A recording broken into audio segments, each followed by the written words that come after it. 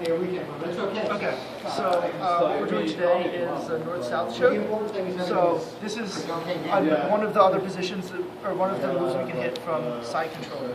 So you start in a normal side control, the way you would, hip on hip, keep tight, and the position where you should be able to hit a north-south, or you want to bait for a north-south, is when the arm that is on the side of your body is tucked under, and you've got this trapped. Then you're exposing the neck right here, and you can move around. What I want to do is be parallel to him in the end, so I want to be in this kind of position. And I can't do that if his arm is here, because he can have his arm in the hip and blocking the entire way.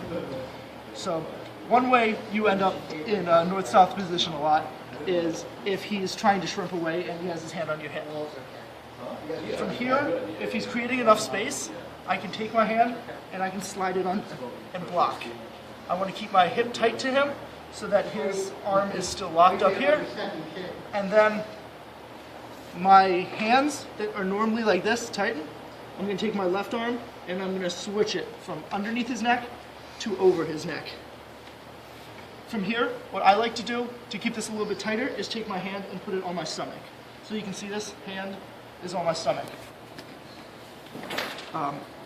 From here, you've got the basic choke position, but you want to end up parallel to him. That's what the north-south part is.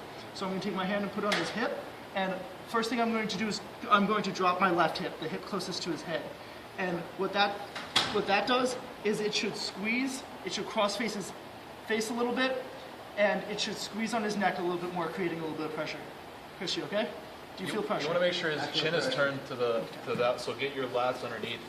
Yeah, you want to get your lat underneath so his head is turned that way. Exactly. Sorry, I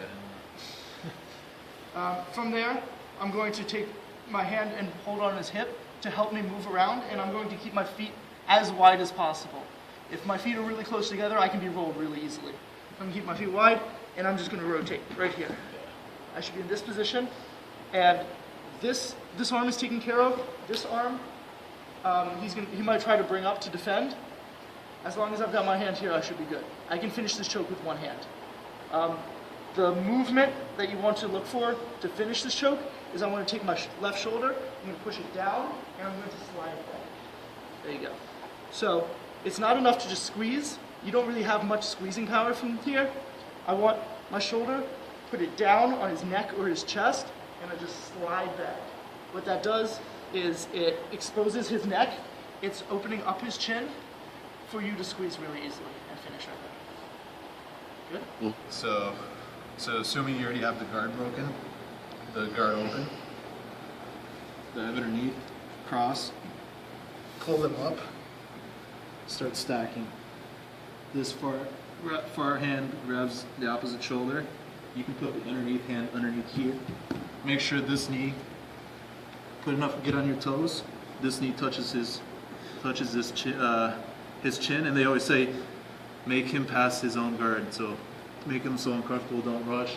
Slowly, this arm goes underneath, head control, and underneath here.